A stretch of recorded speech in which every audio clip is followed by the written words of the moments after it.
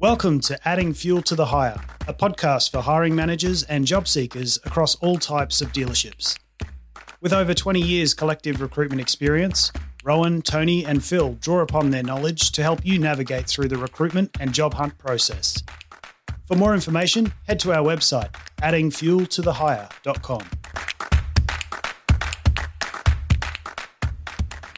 Welcome to episode 9 of Adding Fuel to the Hire. My name is Rowan Coe, and today I have Tony Flynn and Phil Lysader with me. How are you going, boys? I'm good. How are you? Good. Very good. How are you going? Phil. Now, we do sound a little bit different. That's because we're recording remotely today via Skype. We couldn't get into the studio because of the coronavirus restrictions. And so we thought we'd bring a bit of an update this week and a bit of a summary around coronavirus and what's been happening in the industry. We'll also talk about what's been happening with ourselves as well and how we're coping. And we'll let you know on what we're going to do with the podcast from here. So, let's start off. I guess the first thing is to cover off on is why haven't we talked about coronavirus till now? Obviously, it's been going now since mid-March, just over a month, and our podcasts have been coming out. So I guess the key thing to cover off on there is that we had been recording our podcasts in bulk, in groups. So we had recorded our first 8 episodes back in, I think it was the start of March or even late February. Yeah, February. Yeah, February, I think, yeah. So, so we got a bunch of podcasts done that first day, and we had all the rest sort of planned out, and we're heading down to the recording studio in the middle of March there, just as it was starting to kick off, and rocked up to the studio, and the guy said, the owner's running late because he's sick. And this was just as people were starting to worry, so we thought, I think we'll go home. So we decided to put the recordings on hold and wait until now to do a bit of a recording about coronavirus, just so that we can cover off on that and let you know what's going to be happening in the future. So we've all been working from home, but we've been doing that for the last 2 years. So hasn't changed a lot for us. But I guess, Tony, what's it like being working from home for you now? What's changed since coronavirus? Nothing too drastic, to be honest, as you can imagine. It's always just been what we've done. So I think status quo has been relatively normal. I think the only thing that I've found a difference is now that people are far more receptive and understanding of the situation now that they're all doing it themselves. Less worried about the dog barking in the background now if they see something interesting, because I've had that happen with a couple of clients already over the last couple of weeks. So I feel like everyone's in a bit of the same boat at the moment. Yeah, and for me, it's the crows in my backyard. I live near some horse stables, and my home office sort of points towards them, and there's always crows in the background. Yeah, there's always crows at Rowan's house. And Phil, what's been working from home like for you? Yeah, say pretty much similar to Tony. Very, similar to what it was like before. My partner's been stood down, so instead of having no background noise, I've got Grey's Anatomy in the background all day, which is good. Something different. But yeah, other than that, it's been pretty much the same. Up until, usually I try and get out once we sort of finish the day, just to leave the house. Which obviously isn't all that possible at the moment. But yeah, other than that, I think sort of the normal day-to-day for me is pretty much stayed similar, because, we're already working from home anyway for the last 2 years now, I think. So I think for us, it probably wasn't that big of a transition as everyone else. No. But weekends have been. Yes. Yeah, and I was going to say, just before we move on, I was just had a thought. I think the biggest change for us personally has just been the lack of our ability to kind of meet up with each other face to face. It's something we used to do at least once or twice a week just to break up the monotony of working from home. But yeah, I think that's probably been the biggest change, or at least the biggest challenge from my perspective, is just missing that person-to-person contact, I suppose, to break up the week. It kind of all molds into one now between that and the weekend. Yeah, that's right. And, we've been doing plenty of video chats to try and keep that up. But, yeah, it doesn't beat that face-to-face interaction, does it? No, that's for sure. And also getting out on the road as well. Luckily I'd done a couple of trips just before this all sort of hit. I think the last one was on the 15th or the beginning of March. So I just met up with a few people, so it was good to get out just before all of this happened. It's starting to wear thin, being home all day and not being able to go out and just see people. But look, I guess the weekends are the same. I know I'm getting a lot of jobs done around the place. You can see my back deck now is fully prepared for evening drinks. Got lots of jobs done around the place. The yard's looking good as well. What about you guys? What are you doing on the weekends?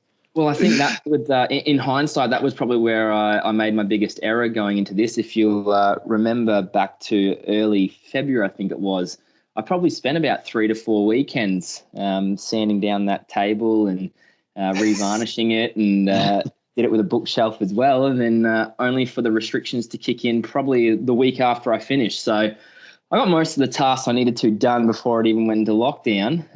That's a big regret I have at the moment, because I'm pretty much binge watching anything I can get my hands on, basically. If I bring something out, I'm onto it. Yeah, I've luckily just bought a house a couple of months ago, so I've got plenty of projects to keep me going. You'll have to paint your garage floor again, Phil. Oh, God, no way. I'm never doing that again. I almost died doing that, putting hydrochloric acid on the floor and then trying to scrub it in and get all the dirt out before you paint it. And, oh, God, I'm not doing that again. It looks good. Looks good. And I guess bringing it back to work, how are we seeing things at the moment? Obviously, things have quietened down. Some of our clients are sort of holding their breath, I suppose, while they wait to see what happens, across the industry with these restrictions in place. How do you see that working out? Yeah, well, understandably, as you can imagine, most businesses aren't looking to bring staff on at the moment. I think most are just in a holding pattern. Trying to retain the staff that they've got is number one priority for most dealers, I would imagine. But I think it's probably times like this that you're really grateful for the industries that we work into, recruit into, I should say, primarily being that of, primary industries and transport and that sort of thing, where it needs to exist for the country to keep moving forward. Obviously, we'll talk about it in a little bit more detail, but the ag sector's definitely been our saving grace at the moment. As you can imagine, everyone still needs to eat when they're in lockdown, but even the transport, probably even more so. Yeah, exactly. Yeah, eating more so than they ever have. But yeah, even in the transport and the truck and construction industries, obviously, from a personal people's perspective, but also a government's perspective, they need those industries to continue moving forward and progressing. We need construction to keep occurring for the economy. So I think, it's times like this that I'm very grateful that we have the three core industries that we do. Yeah, definitely. Yeah, that's right. I mean, for me, it's not been too bad. I've been still sort of semi-busy. Service has still been fairly good. But I mean, it's definitely dropped off, and I think we're all feeling that. But I think for a lot of the dealers, it's more about confidence, particularly in sort of the ag sector. A lot of it at the moment is just about confidence and thinking about, all right, is it, how long is this going to go for and how much is it really going to impact us? Yeah. And, once that confidence comes back, I think we'll be back up and running pretty quickly. And that's, I think, two really good points. That first being the confidence. I remember back late March, early April when this all kind of hit, I think we've just about had 90 to 95% of all our roles placed on hold purely for the unknown factor. We were hearing at least 2 or 3 times a day, we're going to put this on hold. We don't know if we're going to be open, in a couple of weeks' time or what's going to happen. But whereas I think enough time's elapsed now and people can kind of see the other side of it. And most people are aware that, they're not going to be shut down. Yes, business is not going to be as good, but, they're still going to be open and remain operational, I suppose. So that's, that's a positive. We're definitely seeing more roles open up now. But I think from a department perspective, definitely the service department, which is where Phil looks after, has been kind of the shining light. As you can imagine, even with sales decreasing, service is always going to be there, probably even more so with sales decreasing, keeping everything in the field or on the road. And surprisingly, the sales department has still picked up a number of roles, I suppose, trying to continue that revenue generation for a business. I think the parts department's probably taken the biggest hit we've seen across the board, and probably because most of them are just all working from home currently. But yeah, I think the service department definitely has been ticking along as closely to normal as what you could expect during a time like this.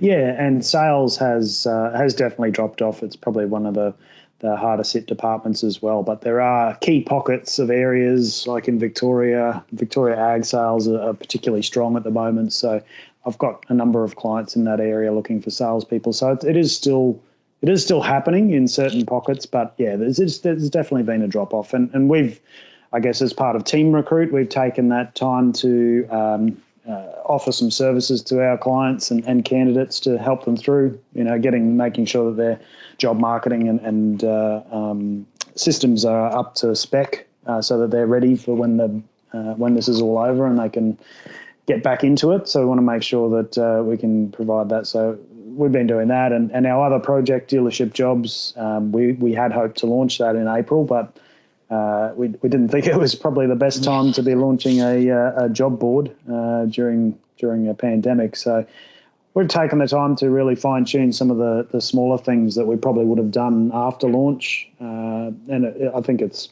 definitely done better for the product, and there's some great features coming to that. But we're about 95% done now with that job board. It's ready to go. We're just waiting for the right time for that. So watch this space.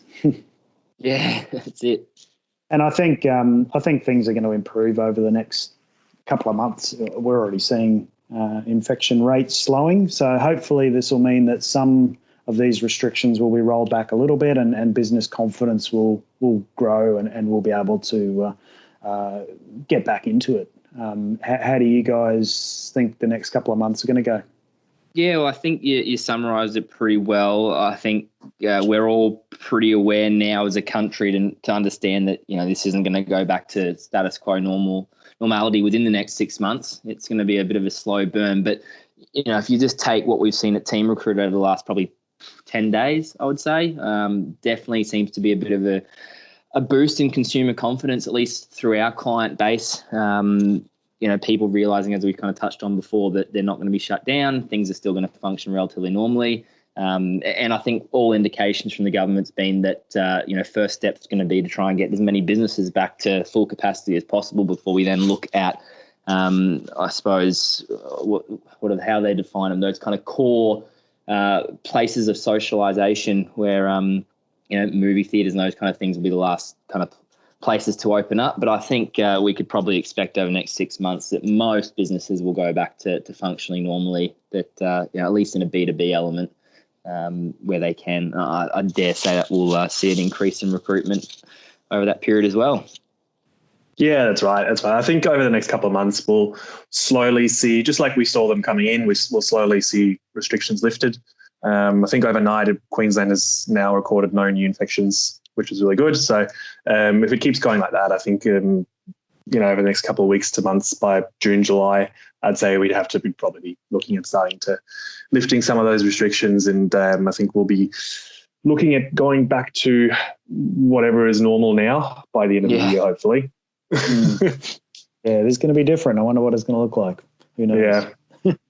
Yeah, well, I said it on. I was going to say I said it on LinkedIn right when this first started, and I think the biggest take home from this for most people will be just the fact that there'll be a lot of companies that were, I suppose, reluctant to making the change that will embrace working now and remote working for their employees, and I think may have gained some trust in that idea of people working from home, where beforehand they would never have considered it, but have had their hand forced and now I've realised it's probably the way of the future for a lot of people. Yeah, I think I saw Optus has now said that post-coronavirus, they're going to have all their staff working from home. So, it's definitely going to change the way people look at work for the future, that's for sure. Definitely. But I guess let's move on to a bit of a job and industry market update and go through some of the things that we've seen over the last couple of months, or the last month particularly.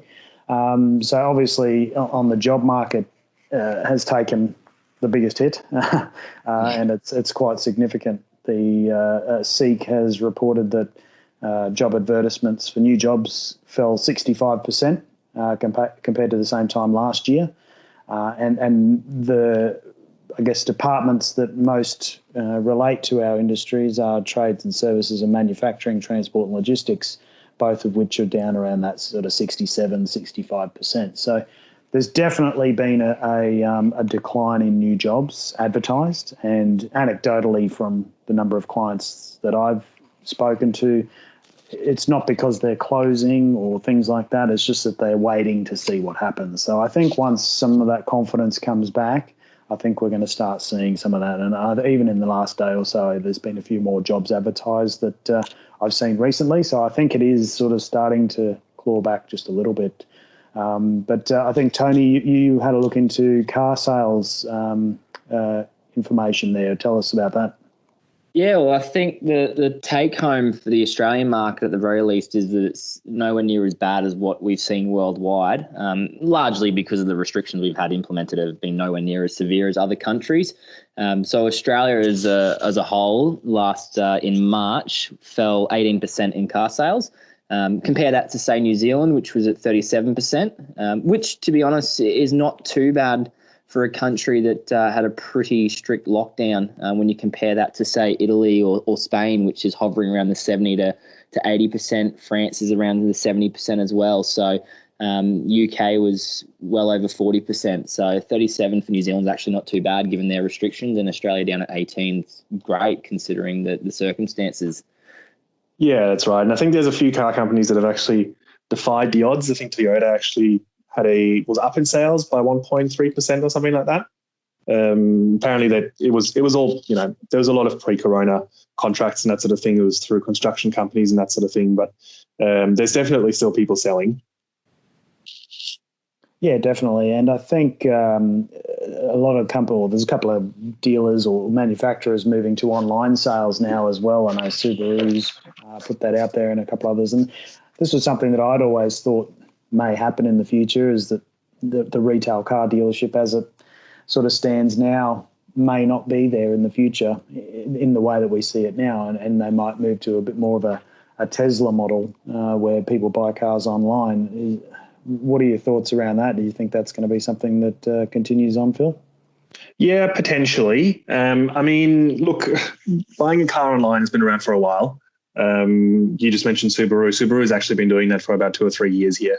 I know in a lot of states in the US, you've been able to do that for years now, doing a remote delivery of a car.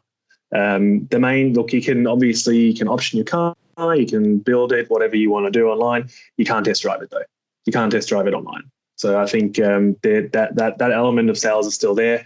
I know a lot of them are getting this push now to, be more transparent in terms of their online sales. I know Volkswagen as a whole across Australia has now moved to online as well. If you want to buy a car online from them, you can. I think Ford's done the same. But I think, I think it'll boost online sales going into the future. I think it was maybe sort of that push the whole industry needed to sort of say, right, okay, we're going to move online now and, we're going to make it available to people. But I think there's still a critical element of going in and feeling the car and touching your vehicle or whatever it is to get a feel for where you're going to be spending most of your time. So I think once we're back to normal, whatever that may look like, I think, I definitely think there's still a big place for the dealership industry in the world. Yeah, definitely. And Tony, you've been looking into truck sales. What's going on there? Yeah, well, I suppose truck sales, given the variety of trucks and the sizes, and I suppose the cost of trucks, there's been a wide range of results coming through from that industry as a whole. As you could probably expect, anyone that's aware of the instant tax write-off increase up to $150,000 for the federal government, that's buoyed the light truck industry greatly, given that most of those trucks do come in under that price tag of $150K. So the light trucks as a whole, sales have only dropped 12.8%, which is incredible, really, given the current climate, where you compare that to the heavy duty stuff, where you're looking at a 28% and medium rigid around that 21%. So ultimately you'd have to put that down to the instant tax write-off being increased so greatly, given the light duty trucks is only down 12.8%. That's the only way you could explain that one, I think. Yeah, definitely. And that's had a bit of a boost with tractor sales as well.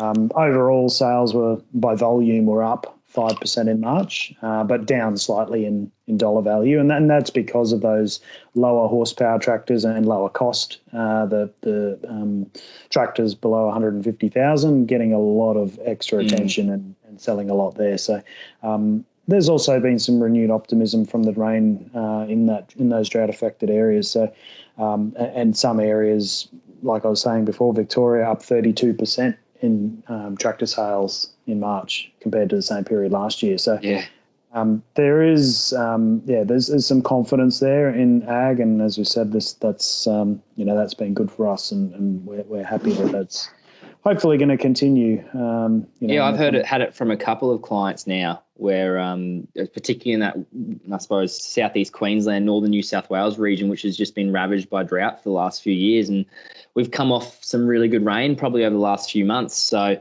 for some ag deals, it's actually business is going better than what it has 6 to 12 months ago, just because of the rain and the lack of impact that I suppose the ag sector has had from something like coronavirus. Food is still essential. So that's really positive, I think. Yeah, definitely. And I was reading on the TMA that the Federal Agricultural Minister actually confirmed that suppliers of machinery, parts and service are included as essential services. So even if these lockdowns or restrictions do get tougher, then those businesses will still be able to operate. So I think that has boosted that. And I think the same should apply for trucks as well. So, obviously getting producing the food and relocating it around Australia is imperative, especially we're seeing with toilet paper. Yeah. Having those logistics in place is very important. Yeah, and something we haven't touched on yet, which I just thought of, I don't know if it's been announced or not. I know it was scheduled for today, this morning at some time, but New Zealand's actually revisiting their lockdown situation today and going to make an announcement on that. So it probably will have already been made by the time this airs. But hopefully, fingers crossed, looking to ease some of the restrictions there. So I'm sure if not immediately, it would be in the not too distant future, given how well the rates have decreased to our friends across the ditch. So hopefully some positive light coming for the New Zealand deals out there. Yeah, definitely, and hopefully this boost in confidence continues, and we slowly start getting back to this new normal that everybody talks about. Yeah. But I guess, look, that's pretty much what we had planned for this episode. We just wanted to give a bit of an update on the market and let you know what was happening with the future of the podcast. We've got about 40 episode topics planned. We've got a whole range of stuff that we wanted to talk about.